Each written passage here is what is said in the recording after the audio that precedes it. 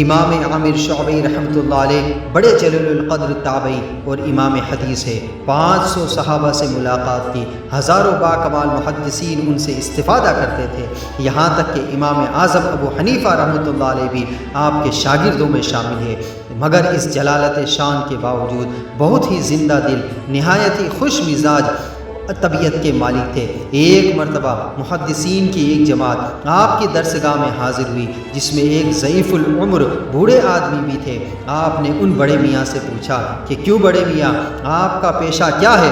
بڑے میاں نے عرض کیا، میں رفوگر ہوں، پھٹے کپڑوں کو رفو کیا کرتا ہوں۔ امام شعبی رحمۃ اللہ علیہ نے فرمایا، کیا میرے یہاں کہ کوئی پھٹا کپڑا تو نہیں مگر ایک ٹوٹا ہوا مٹکا ہے، کیا آپ اس مٹکے کو بھی رفو کر سکتے ہیں؟